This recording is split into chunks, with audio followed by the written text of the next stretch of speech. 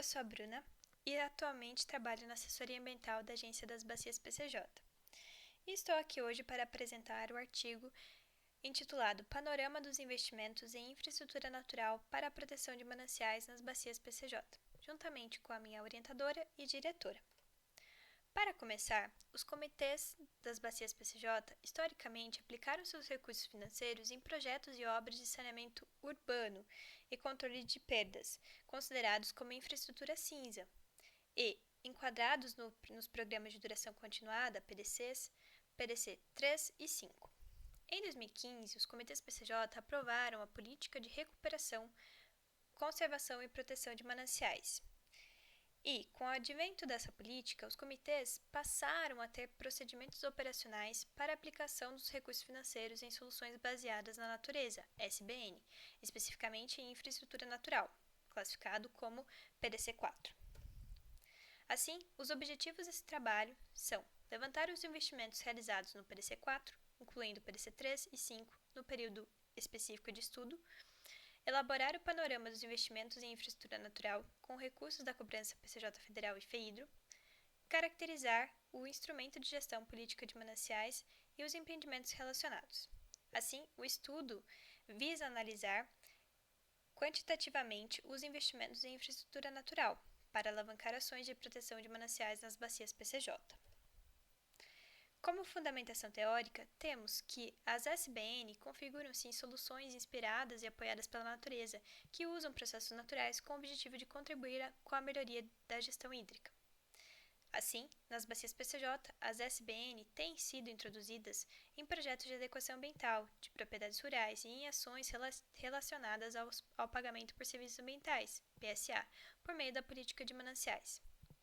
O PSA é considerado como um instrumento que visa a manutenção de serviços ambientais e valoriza os esforços dos produtores rurais em promover o desenvolvimento desses serviços, o que torna esse instrumento potencial para que mananciais de abastecimento público não percam sua função essencial, que é fornecer água em quantidade e qualidade para a população. E é nesse sentido que os investimentos em infraestrutura natural têm tido força e representatividade nos comitês PCJ. Como metodologia do trabalho, temos dados primários do banco de dados da Fundação Agência das Bacias PCJ e dados secundários de dados de parceiros envolvidos nos projetos de adequação ambiental. Além disso, foi realizado o levantamento descritivo do total de empreendimentos financiados com a cobrança PCJ Federal, o detalhamento e a categorização dos empreendimentos relativos ao PDC4 nas fontes de recurso FEIDRO e cobrança PCJ Federal, a caracterização do instrumento de gestão política de mananciais e seus projetos e o levantamento de recursos financeiros alavancados por meio de parceiros em 2 projetos pilotos. Assim como um primeiro resultado do levantamento dos empreendimentos financiados com a cobrança federal, temos que para o PDC 3 representaram 27,4% do total de investimento, o PDC 5 representou 44,3% e o PDC 4 representou 2,1% do total de investimento. Assim, esses 3 PDCs totalizam 73,8% de todo o investimento realizado com recursos da cobrança federal nos últimos 12 anos.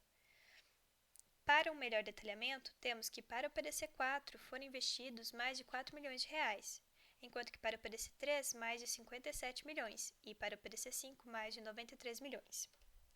Como um segundo resultado da categorização dos empreendimentos relativos apenas ao PDC 4, ou seja, apenas a empreendimentos de infraestrutura natural, fizemos a classificação em plano, projeto, diagnóstico, recomposição e PSA. Assim, temos essa tabela, que é o resultado da categorização de todos os empreendimentos, tanto na cobrança federal quanto no FEIDRO.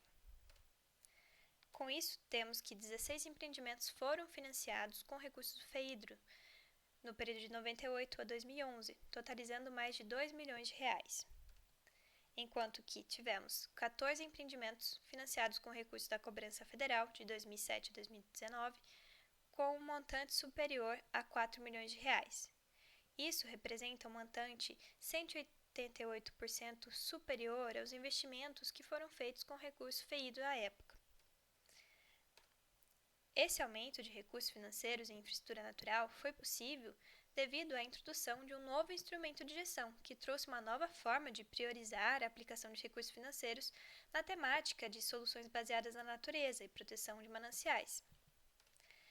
É o instrumento Política de Mananciais, que surge em meio ao período de crise hídrica em 2014 e 2015, quando os comitês PCJ passaram a se preocupar com a escassez hídrica e pensaram na criação de uma política pública dentro de duas câmaras técnicas, CTRN e CT Rural, que se uniram para um objetivo comum e criaram o GT Mananciais, que posteriormente criaram a Política de Mananciais.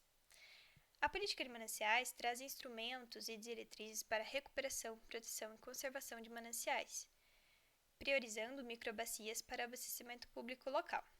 Além disso, essa política traz 4 programas. Ainda, a política traz como princípios impulsionar a aplicação de recursos financeiros em infraestrutura natural, promover a mobilização social e o reconhecimento de produtor-protetor rural, assegurar a disponibilidade hídrica em quantidade e qualidade, promover a recomposição da vegetação e a integração da paisagem, promover o engajamento das lideranças locais e a melhoria da gestão ambiental municipal e estimular a adaptação às mudanças climáticas e o uso de soluções baseadas na natureza. Além disso, esse instrumento está atrelado a 2 outros importantes instrumentos, o Plano de Bacias e o Plano Diretor Florestal.